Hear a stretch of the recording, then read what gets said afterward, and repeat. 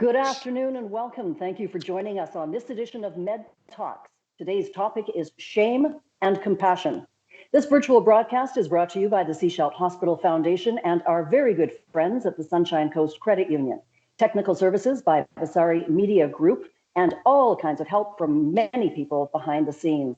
My name is Joanna Piras. I'm on the board of the Sechelt Hospital Foundation, and it is my great pleasure to be the host for these discussions, which we hope will help to cultivate our collective resilience.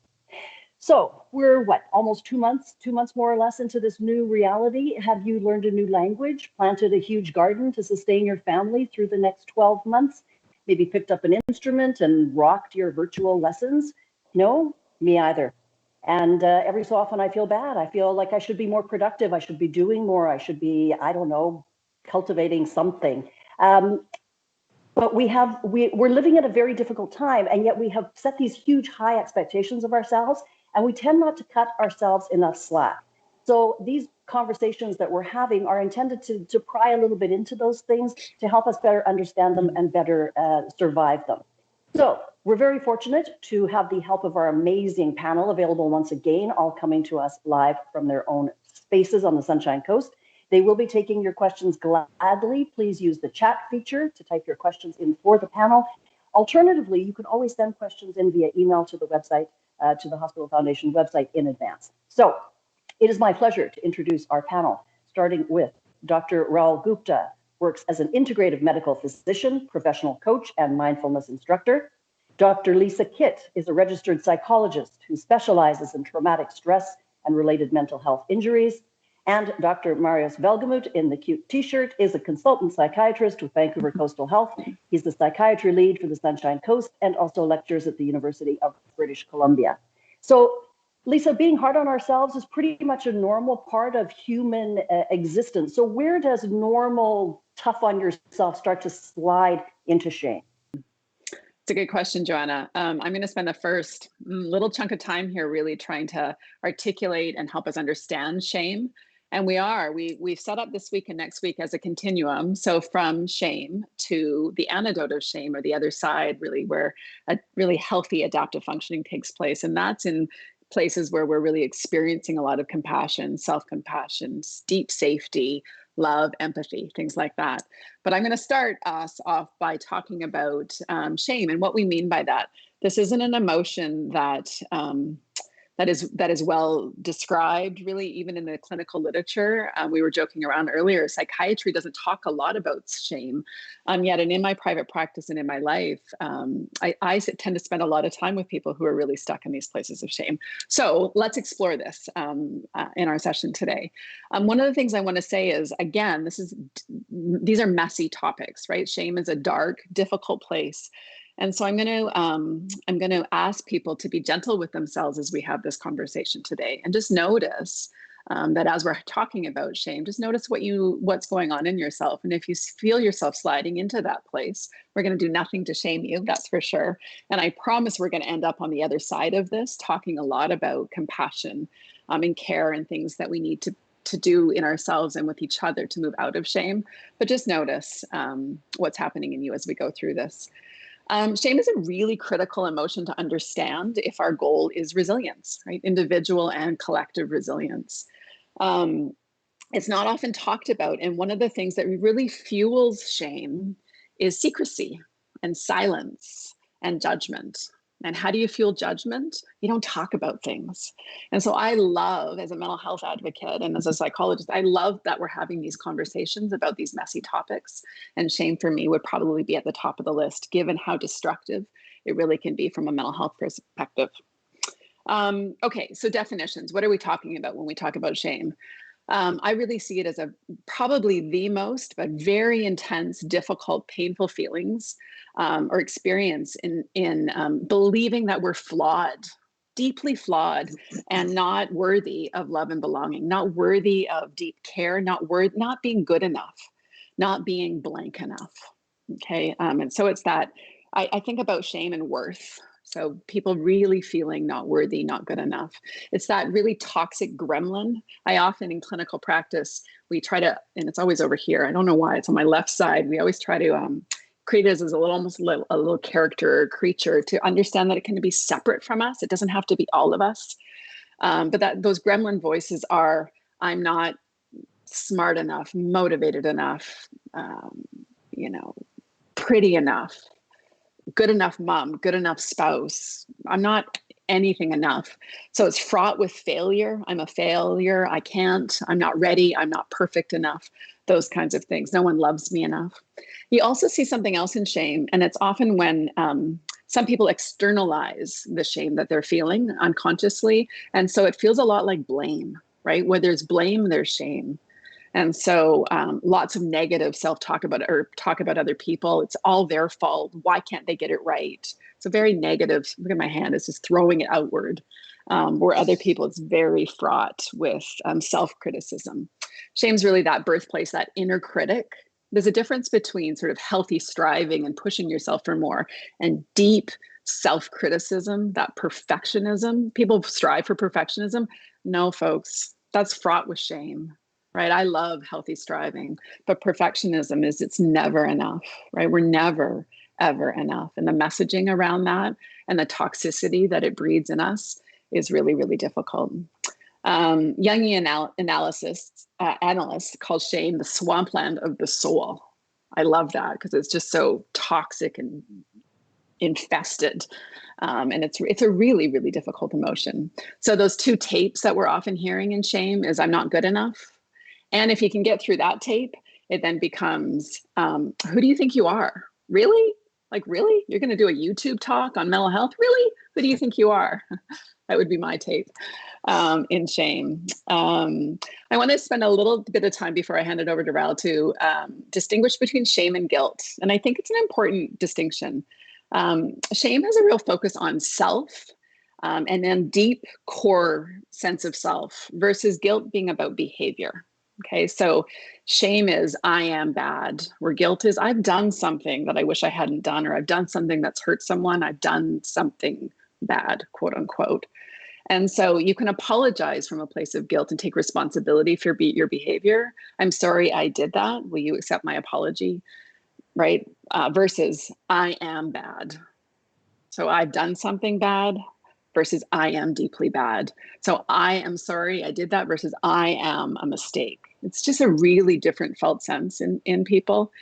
Deep shame is so much more. In parenting, we often talk about, honey, why did you throw your sister's glass jar? This happened yesterday in my house on the floor and break it.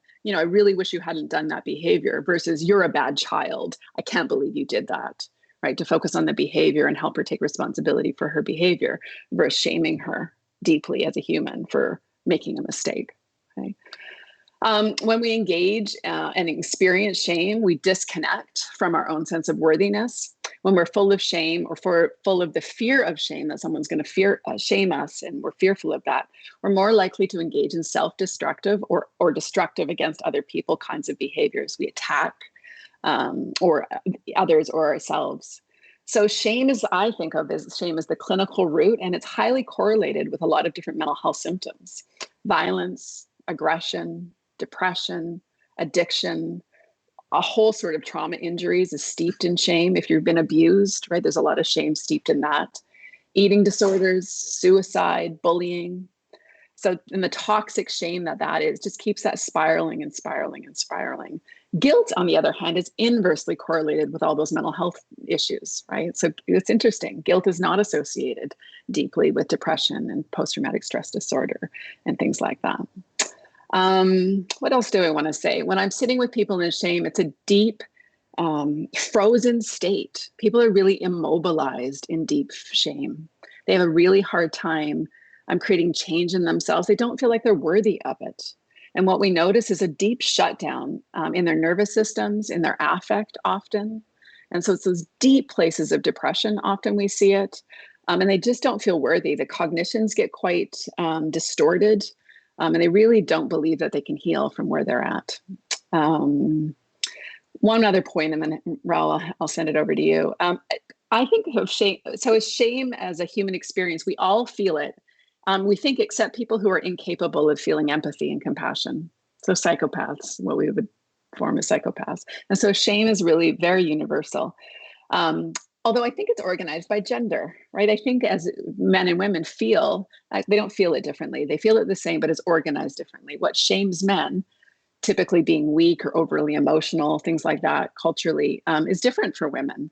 I think women, it's more about being super. I used to have this pretend superwoman t-shirt and I had a big X through it, right? It's over. We can't do it all. And yet we expect ourselves often to do it all and look good doing it. And that's fraught with problems and shame for all of us.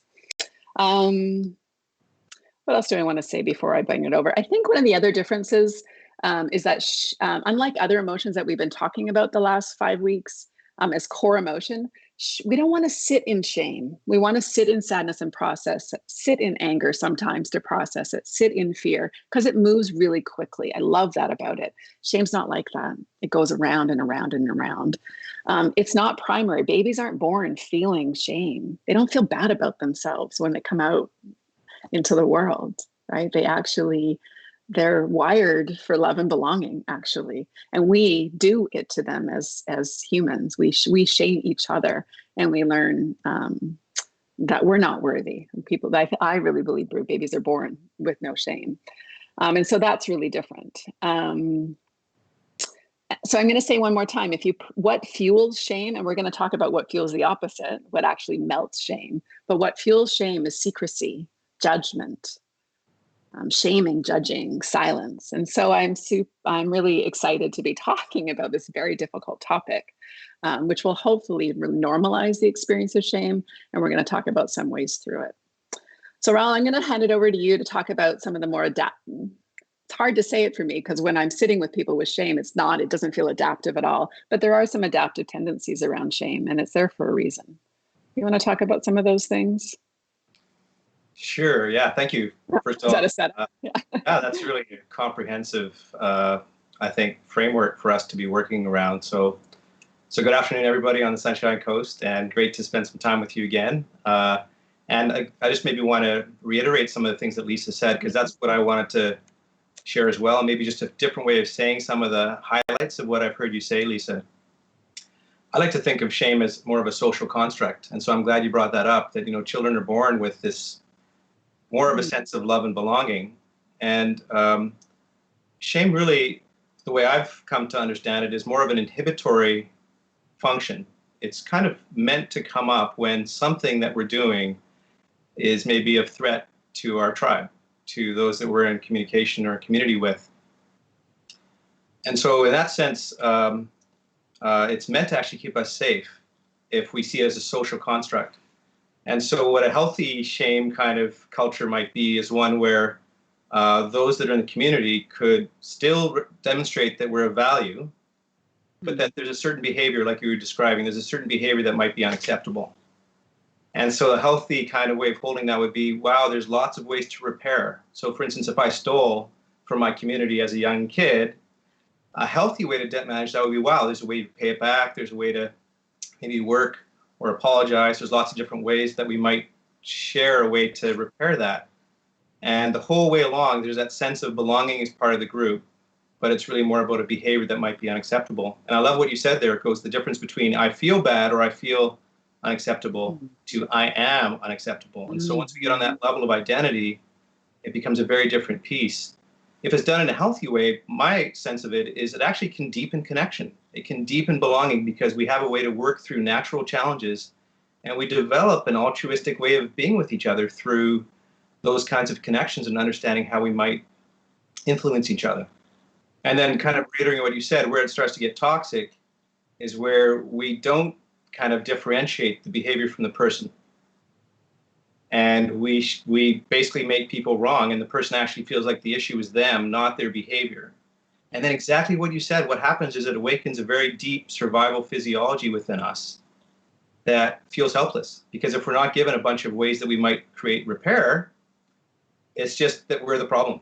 And there's really no solution now. And so what we tend to do is dissociate from our experience. We tend to perhaps even go a bit numb. We tend to disconnect from our body, our mind, and each other. And so it makes absolute sense as to what you're describing as to why we'd be more likely to commit crimes, more likely to intergenerationally treat our children the same way that we were taught, because it's meant on its function is actually to keep us safe, but it's been totally misallocated through this kind of way of working with it. So then the real cost, the way I'm going to speak to it, the real cost is a lack of connection. And therein lies some of the solution as well. And we'll be talking about that more, I think, as we go forward. Nice. Anything you want to add, Marius, as we're sharing some of our... Well, I'm absolutely... I appreciate your take on shame as a social construct, and Lisa giving us more of that psychodynamic impression of what shame is, and also the origin of shame.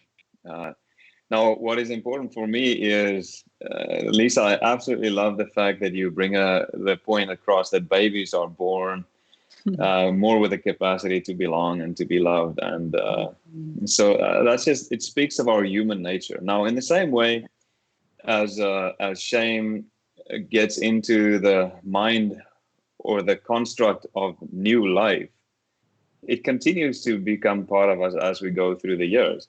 You know, as we just reflected on, a parent will say, "You are bad for having done that."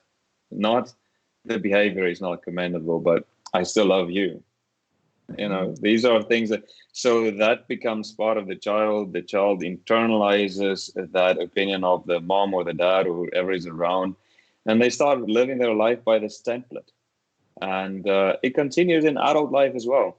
If you look at the amount of value we place on what others say about us, those that love us, our immediate family, people we look up to, how much of an impact their words can have on me and how I feel and how I behave.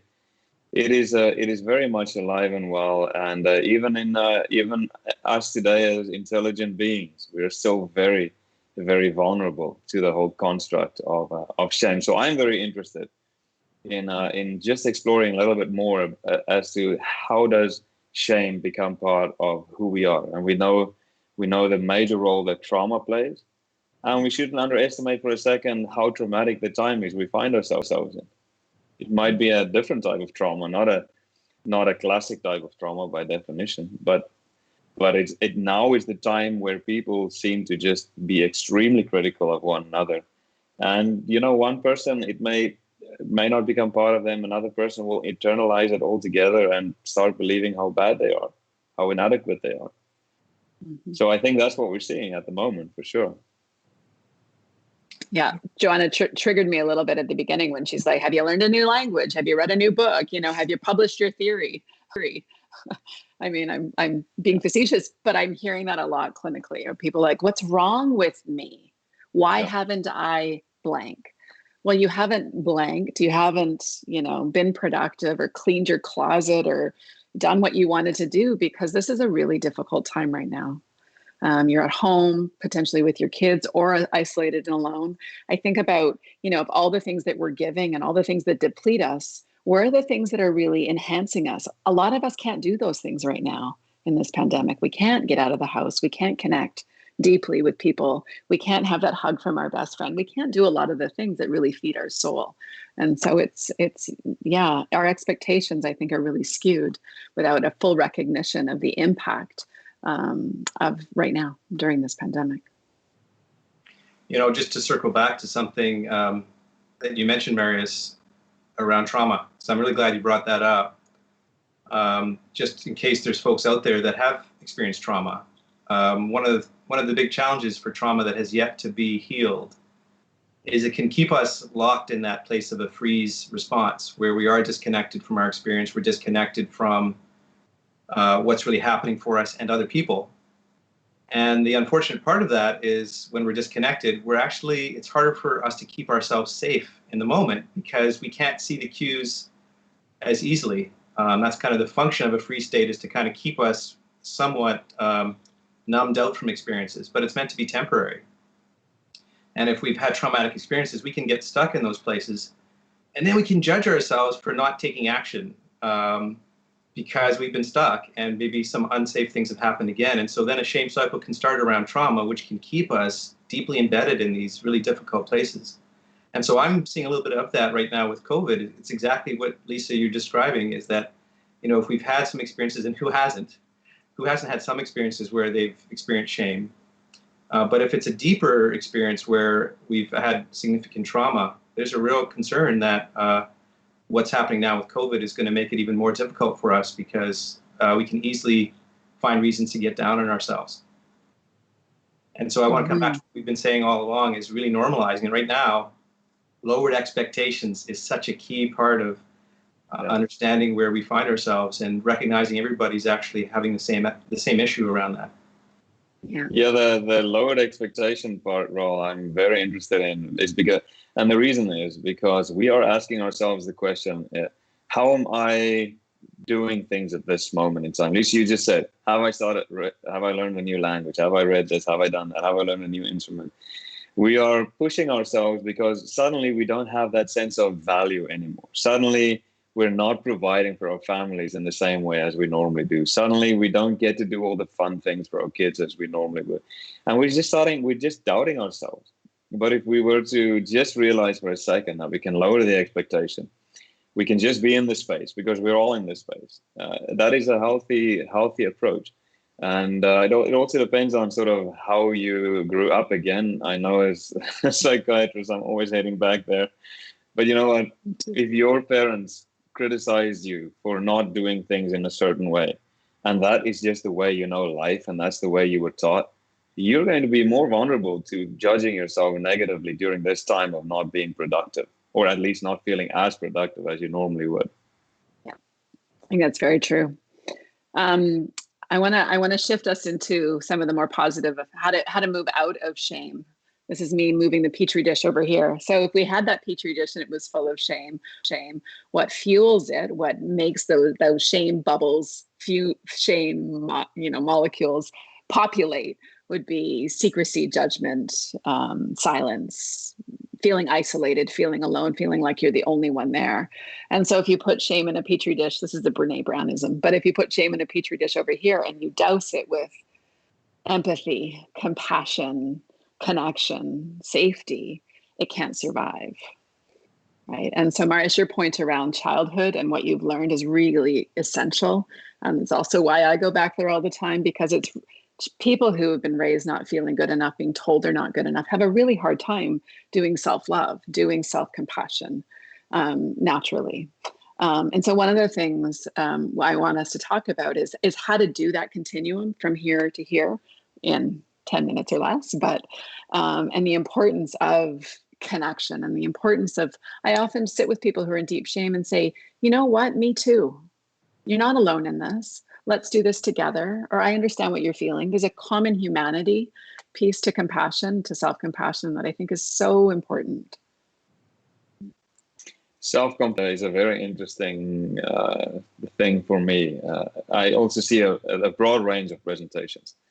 For some people, it comes a little bit easier. For others, it doesn't come easy at all. But having that self-compassion, that sense of, you know what, we share this quality. Yesterday, I touched a little bit on how much I appreciate Jung and his work. And he wrote a lot about the persona and the shadow and support. Now, without going into the technical stuff, and it's not directly related to shame, but what I want to say here is that for certain types of personalities, when we're not allowed to acknowledge certain things, we're not allowed to feel, we're not allowed to be weak, we're not allowed to be afraid or scared, just know that we are all that way. Well, I don't care what you proclaim to be, at the very core and very fundamentally, we're all human with the full spectrum of emotion. So whether you wear a t-shirt that says no fear, it's okay. I know you have fear. And so one of the ways for me to approach yourself in a little bit of a more of a compassionate way would be that initial acknowledgement that, you know what, this is normal. I do feel this way. I don't have to run away from this with my life, because it doesn't matter how much I run. It is there. It is real. And we can talk about it. That's beautiful, Marius. Thank you for sharing that. And you know, as you were talking, I was reflecting on another piece into that petri dish, because Marius, you're one of the most playful and joyful people that I've come to know. And I think that's a huge part of this too, is if we can bring a light touch to the experience and bring that quality of humor. And I don't mean that in a way of shaming again further, but actually just to I think really shame just needs a light shone on it. And if we can see it and recognize it, and that's part of where the mindfulness piece is important. We have to recognize that we're in a bit of a shame cycle, whether that's in our thoughts or our body language or how we're feeling or our behaviors, and shine a light on that. And because it's a social construct, it's got to be healed in the social realm. It's got to be something where we connect with people that we trust, that we feel safe with, and that's where it's going to be healed. We can't do a healing of shame in isolation, in my opinion. I've come to really deeply believe that. And so I love what you guys are saying about self-compassion, because I like to think of compassion as really the desire to relieve suffering. And then self-compassion is to recognize I'm suffering too, and a desire to relieve that suffering. And so it needs exactly what you guys have been describing. It needs some awareness that we're suffering. It needs a recognition that on some level it's not personal, that we're all going through some issue, whether it's aging, whether it's a body that we don't like, whether it's illnesses, whether it's the possibility of significant harm to our mind or body. We're all going through something. And so then the final part of it is bringing some kindness, is to bring that kindness for ourselves and to each other. And I think those three core pieces really make for a great mix of supporting us to move through some of the shame that we might be feeling. I see kindness everywhere on this beautiful Sunshine Coast, but I sometimes don't see it directed at thyself. I see people very kind, and I would think to myself, wow, if only this person could be so kind to themselves. You know, and Lisa, you also picked up on something just now about the whole blaming, the term around what happens when we start blaming people around us for various things. We need to be aware when we find ourselves doing that. And if you find yourself blaming and shaming others and feeling irritable, again, we've said this in the past, I want to reinforce this again, be sensitive, be aware of that emotion. Something is happening, it is within you. Something is happening, shine a light on what is happening there. And the same kindness that you may have towards a fellow citizen struggling, or someone in need, or even a child, or someone that you just can love so easily, just to extend that a little bit to yourself. Because after all, we're all human and we all feel the same way. So I really believe in having a little bit of compassion for yourself, not a little bit, a lot, is essential. And then, Raul, just lastly from my side on the last comment you made about humor, I think humor serves a great purpose. I find a lot of value in humor. Humor makes our own weaknesses more accessible. You know, we are not that great that you cannot laugh at yourself now and then. Sometimes more so than other times. But I just think it's a healthy approach. I love it. Raul, before we move into the mindfulness, I just want to say one other thing that's coming up for me as I listen. Lovely piece. I love the piece around relational aspects and how to heal shame with people who that we can share with from a place of vulnerability and openness. In the work I do with patients, with clients, we talk a lot about self-compassion and the importance of being kind, right? Having that, we're our own worst critics. Most of our shaming comes from ourselves. And so developing a kinder and gentler way of talking to ourselves and thinking about ourselves, lowering our expectations sometimes, and just being gentle and kind. To me, that's the yin side of self-compassion. There's a yang. There's the other side, the yang side of self-compassion. And for me, and maybe this is gendered, but there's a fierceness, I think, that has to come in self-compassion as well for some people, and that's around boundaries, right? Like putting up a barrier and saying no sometimes is highly self-compassionate. And it's compassionate for other people as well. All right. So it isn't just like being kind and gentle. A lot of women know how to be kind and gentle, maybe not to themselves, but others, but they have a hard time being kind of badass and fierce for themselves. Mama bear for yourself. And I think that's a really important part of self-compassion that gets lost sometimes. I often tell, I have that side in spades. And so I often tell my clients to hear my voice as I advocate for them and help that become their voice, to help them feel sort of more robust and strong in their convictions for their own self-love. Yeah. I'm so glad you brought that up, because you brought up Brene Brown earlier, And I'm recalling now something that she had talked about, how some of the research was showing that the most compassionate people actually have the strongest boundaries. Mm-hmm. And that ties with what you were saying, Mary, is a lot of us, we sense compassion as how much we can give to others. And we forget that we are finite beings with finite capacity. And so that setting of boundaries is really what's going to dictate our sustainability. And so it's a huge part of being able to offer quality is to be able to say no in all the right places. Well said. So would it be okay then if we dive into a little mindfulness practice around self-compassion? It won't only be Lovely. okay, it'll be wonderful. Okay, well, Yes. thanks. And I was, Marius, you talked about, again, that issue of it being difficult for us to sometimes offer ourselves these phrases. So I'm going to offer a practice that maybe eases that transition and gives us a bridge to bringing some of this goodwill towards ourselves. So maybe we'll do what we've been doing so far, which is to start by letting yourself relax. And you might even take a moment to feel the force of gravity and notice where you're making contact with your chair or a bed or the ground through your feet.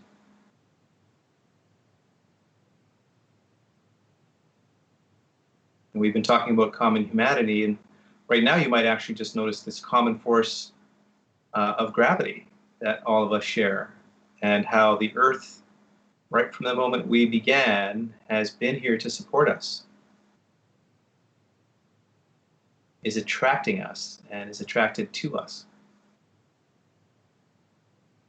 So maybe just letting yourself settle into that being held from the earth below. And you could practice with your eyes open or your eyes closed. Whatever supports you in tuning in.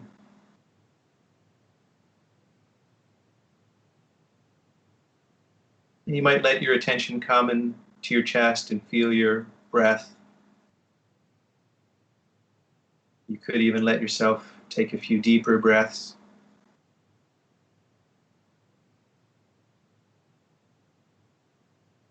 Which in and of itself is an act of kindness.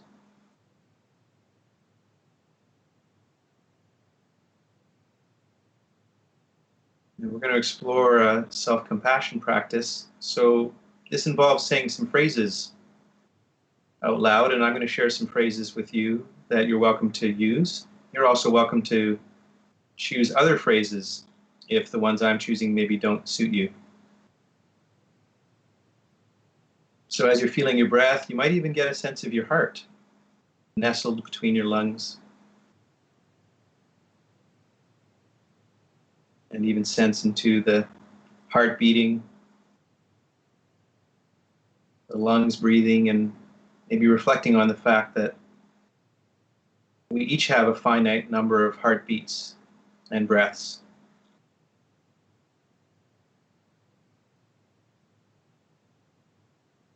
And so when we reflect like this, it actually brings us into contact with the preciousness and the fragility of life.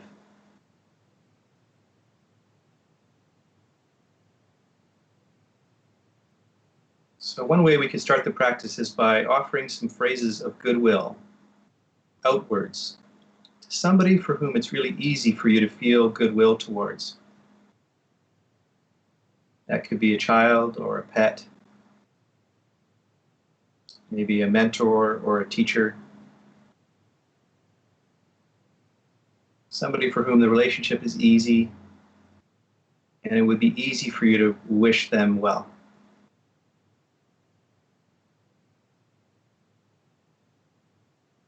Again, I'll share some phrases, so either using these ones or some substitute. So with this being in your mind's eye and letting your attention be in our chest, seeing what it's like to generate some goodwill.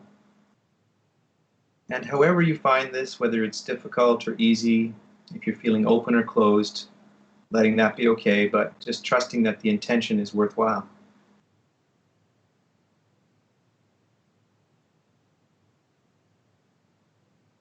So may you be peaceful and happy.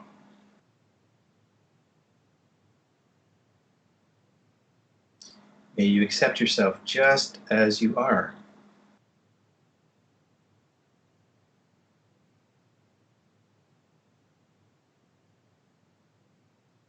May you experience a deep sense of belonging.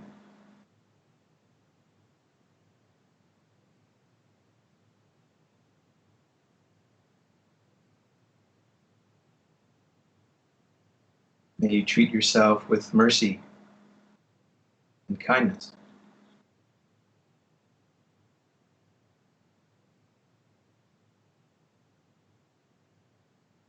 Maybe just seeing what that's like as you offer these wishes of goodwill outwards.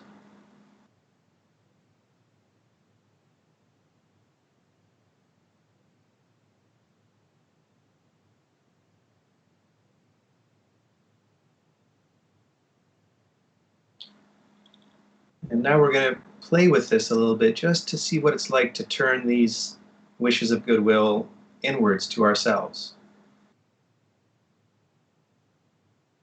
And so however you meet this idea, it's perfectly fine. If that feels challenging or impossible,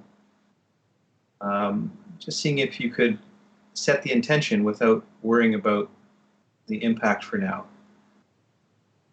Just letting whatever happens be okay. Our heart has its own seasons, and so we're not trying to force anything with this practice, but simply bring some kind attention.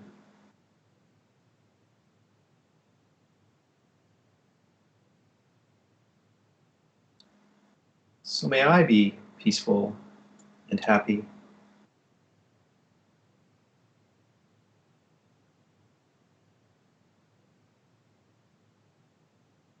May I accept myself just as I am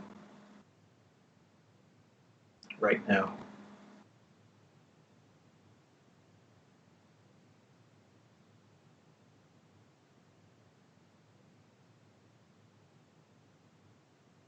May I experience a deep sense of belonging.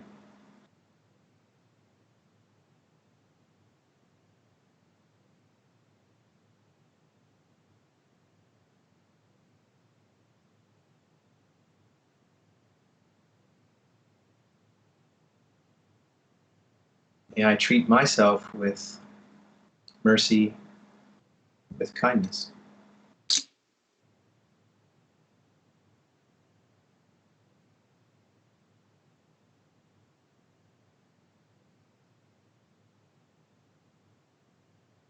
So just seeing what it's like to let this wish ripple, resonate within us. And again, if it's feeling difficult, letting that be okay, and just inviting a sense of curiosity for whatever's happening. Maybe bringing some of this quality of lightness and mercy to the experience itself.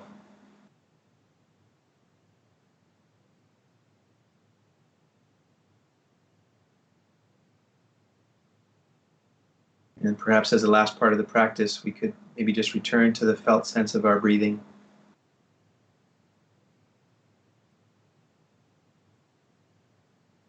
This breath that reminds us of our aliveness. This breath that connects us to each other, that we share with all of life around the world.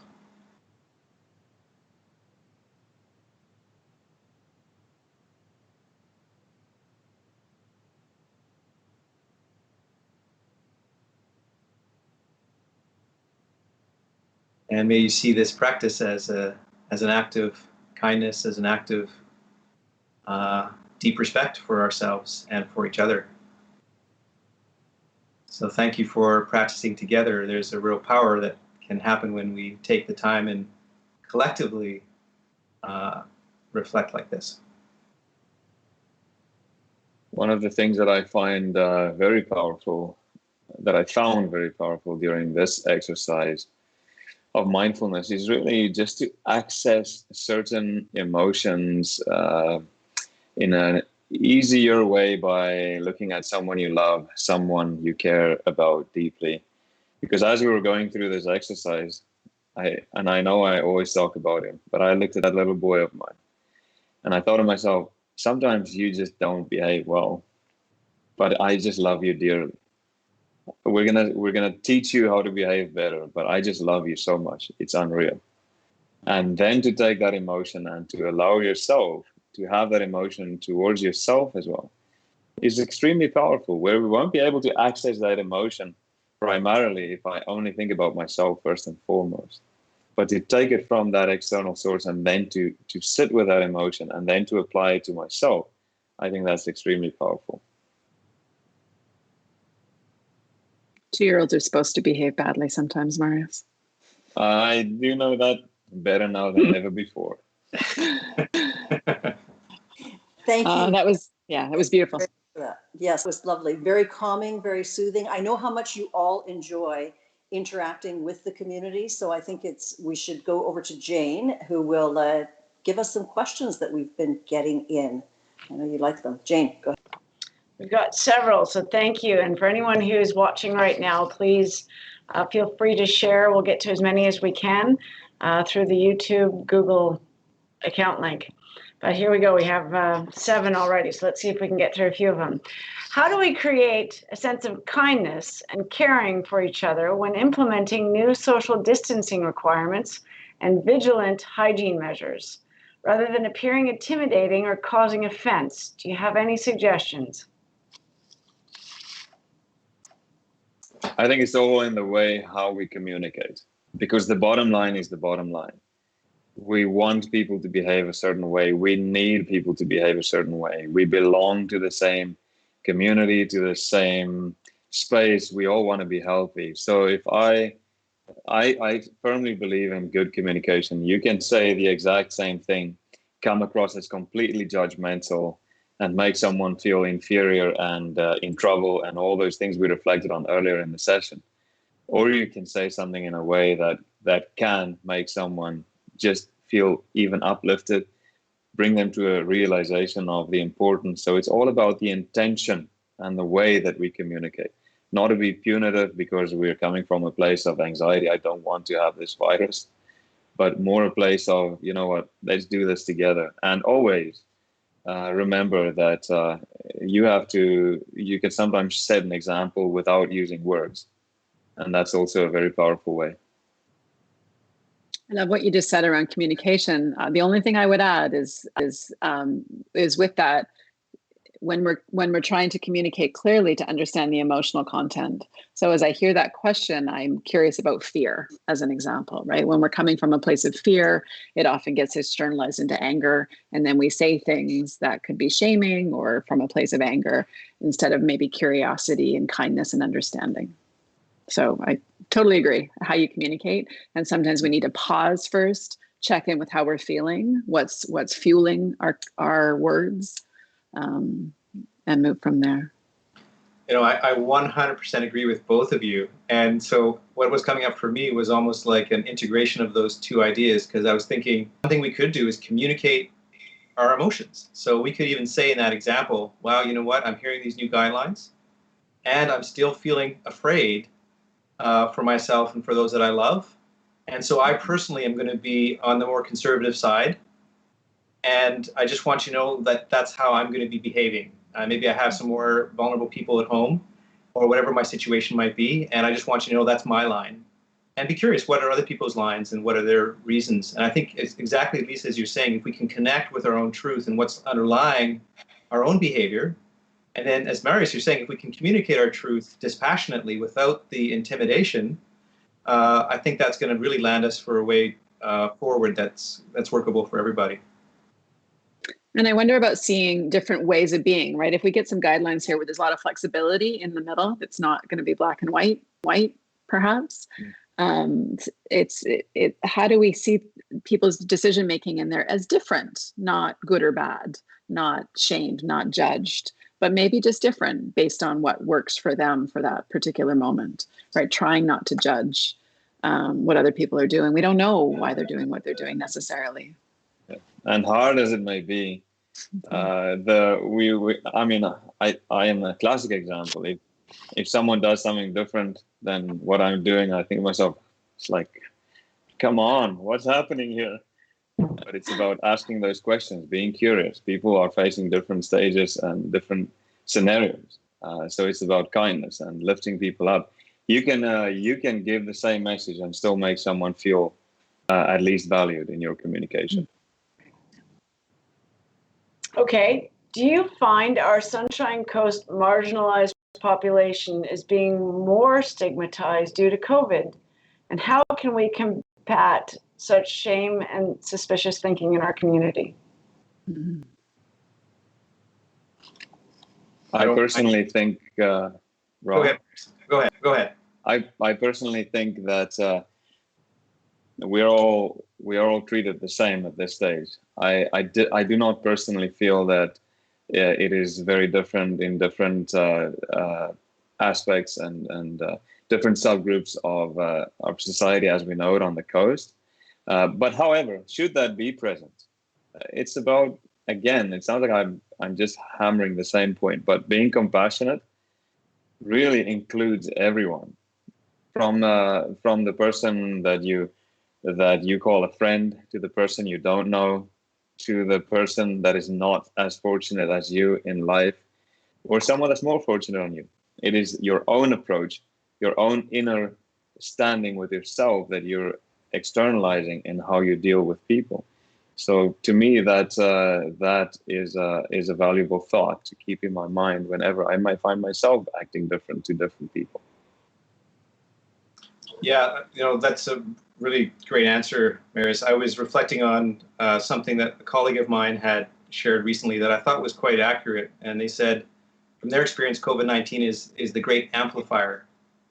And so whatever we're tending to experience, whatever biases or prejudices we carry, and some of them we know, and most of them we don't even know what they are, they're mostly unconscious, they're going to get amplified. And now when we get this situation where our emotions are getting amplified, our prejudices and our judgments are also going to get amplified with that too. And many of them we're not going to necessarily know. And yes, I do think that people that are marginalized are therefore at greater risk in some ways. So that's a big concern. And it comes back then to what Marius is saying is we have to take care of our own physiology. We have to find ways to take care of ourselves so we can see clearly what's going on within us. So we don't get into this snowball of deep emotion, which then influences how we think and really awakens our prejudices in a way that's hard to separate from and keeps us away from that sense of how we're all deeply connected. We can start to get into that us versus them, which is counterproductive and can be very challenging and toxic for those that are most vulnerable. I have one small point and then the next question. People are marginalized, people are vulnerable because of their life circumstance often. And that is often because they have a history of psychological injury and trauma. And so in difficult times, being isolated, being in seclusion, maybe being unemployed right now is even more challenging. And it's hard. Sometimes as I work with those folks, they need to go out into the community. They need to do things that other people may not have been doing. They need to get in their car and drive more. They need to do things that sometimes are shamed. Hopefully they're still keeping, the rules and following as much as they can. But sometimes not drinking too much or being acutely suicidal is what's going to happen if they don't do some of those things that perhaps, I'm trying to read between the lines in this question, that perhaps we're judging and shaming. And so what I would ask is that we don't understand why people are doing what they're doing sometimes. And so just to have some compassion and some curiosity as opposed to judgment. Here's a question. I'm struggling with feelings of shame and guilt for having fun outside with my kids, worrying if we laugh too loudly while playing outdoors. How to overcome this worry factor and possible imagined concerns. Oh, let's go there. Can we join them? Let's go laugh with them and make it even louder. Let's do this. So at the moment we're building, or I have two left hands. I'm having a jungle gym built for my boy outside, and he's just loving it. And last night up until what time, he was just giving it a go. And I'm thinking to myself, okay, so here's how I approach this. public health has certain guidelines in place. They are there for a reason. It's a scientific statement. It's not wishful thinking. I'm going to have as much fun as I possibly can while honoring and adhering the public health guidelines. And there is no guideline saying my kid cannot laugh right out of his belly until before bedtime. That's just a personal note, you know. So I get that. I'm very sensitive if my dogs bark, and they are two curious little beautiful fur balls. They like to just bark away, right? So I often feel extremely sensitive not to upset the community because I know how disturbing that can be. So I know the emotion, and I know how much it can leave you feel on the edge. But I also think we have lives that we need to live, and we must do the responsible thing, yet have lots and lots of fun. Yeah, I agree with you, Marius. I think that's such a lovely story. I like the image of watching you with your son now. And I work with a lot of healthcare workers and other essential service providers, and I hear that a lot. Actually, people feeling guilty if they have a day off or even a weekend off. And so I think a lot of people are feeling that way, especially in a culture where we tend to almost value ourselves by how much we can do. And so I'm going to actually say that perhaps the best thing we can do for each other is to enjoy our lives, is to actually linger in some of the joy, some of the play. That's a great antidote for our system that's already hyper aroused and is actually going to cause trouble, either because we perceive other people inaccurately, or we can't check in with ourselves and know how we're doing. And we're not going to be as available if somebody needs us if we don't have our own well filled with lots of healthy water that we can continue to drink from. So I think it's great. Get out there with your kids whenever it's possible. Exactly as Marius is saying, is enjoy those times and see it as a service for your community. Yeah, if someone's actually criticizing you for playing, for hearing joyful, even screamy sounds from family members, then there's something going on for that person, not you. So play away. Play is the antidote to depression. Play is the antidote. Yeah, play and check what, I'm curious about that person's worry, what it's really about. Maybe there's a history there of something in their own lives, but oh my goodness, who doesn't want to hear laughter and play? That's the best sound ever. So before we go on, Lisa, you just triggered something within me, because I realized a few years ago I used to resent people who were having fun. And I had to actually look within myself to realize, wow, it was because I was overworked. And when I was overworked, it would actually be difficult for me to feel good for other people. And I had to really look inwards to realize, wow, I'm actually jealous. And I'm actually needing some of that myself. So it was a real wake-up call for me, and help me release my judgments, is to take care of myself better. Well said. Mm-hmm. Where does forgiveness fit in with overcoming shame? How to heal from a painful memory or traumatic experience? We need a whole show on that. Thank you for the theme. Yeah, that's a good theme. Trauma, actually. Who wants to take forgiveness? I don't mind saying one thing about it, just as a first thought, which is forgiveness. For me, it's a really tricky one, because we often feel like if I were to forgive that person, I'm letting them off the hook, or I'm somehow condoning that behavior. And I've come to see forgiveness differently, and I try to encourage, even with my own self, but for others, to seek forgiveness is really actually first and foremost for ourselves. Yeah. The energy and the physiology of non-forgiveness, we feel it. It affects our heart rate, it affects our breathing, it affects our muscle tension, it affects the degree to which we can focus on what gives us pleasure. And so I would encourage us to find ways to heal through trauma, find people that can support you in a safe, loving way, to work through challenges that you might be experiencing around that, and do it for yourself. Do it for your own well-being. Ron, I want to add to that by actually not even adding. It's just reinforcing the point you've made. Is forgiveness is very much a construct that is all about yourself, because whether you forgive someone or not, their life will continue. And yes, it might have an impact on their life for sure. I'm not underestimating that. But the impact that I'm interested in is how it is affecting yourself. How much suffering are you bringing about in your own life by not forgiving? What are you doing to your cortisol levels? What are you doing to your adrenaline and noradrenaline levels? What's happening to your vasculature in your body? What's happening to the hippocampus in your brain by not forgiving?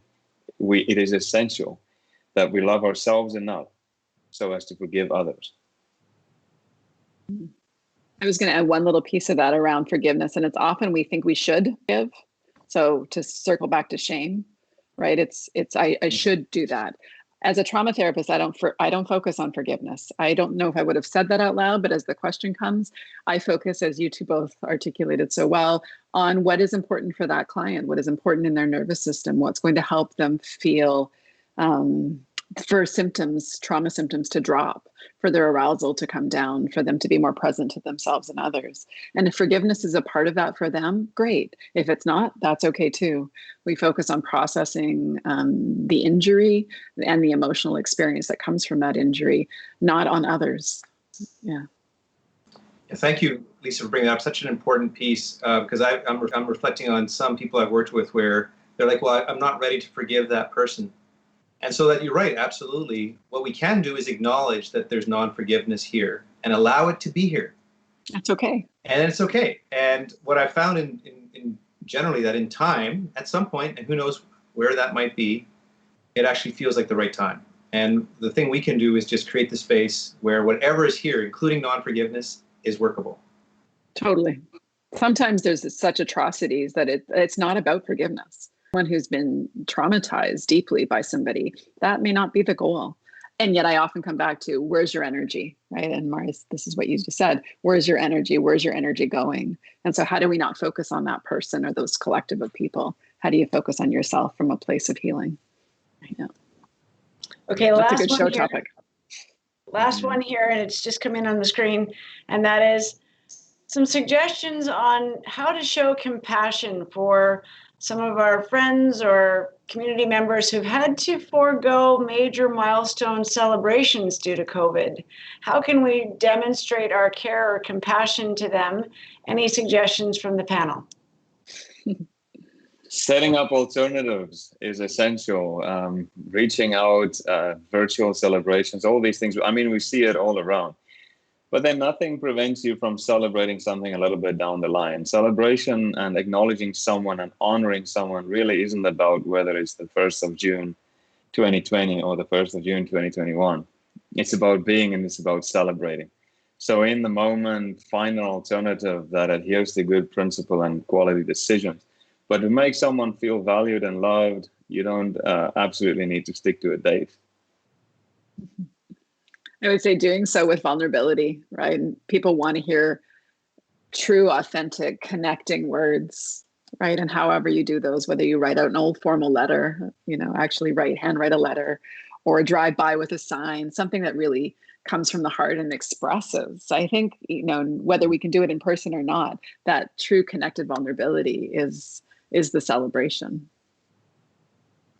I think those are really beautiful answers. And so all I'll just say is it's also, I think, important to acknowledge the grief. So, there might be some really beautiful events that were planned that we have to let go of. And so just giving ourselves permission to grieve that loss.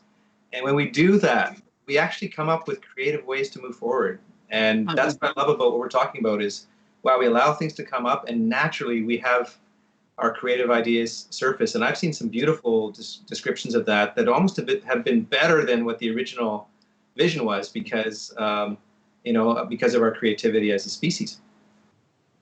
Thank you to all three of you. And thank you particularly for the compassion that drives you to give up your valuable time to do this for our community. Also, this community has been incredibly generous. You've been generous to our special COVID fund. You've been generous to each other. You've been generous in so many ways. So I think today's program, if it tells you anything, is to be a little bit more generous to yourselves as well. Next week's topic is loneliness and connection, also something that resonates with many of us. Thank you very much to our sponsor, the Sunshine Coast Credit Union and Vasari Media Group for technical support. And we will talk to you really soon. Stay in touch.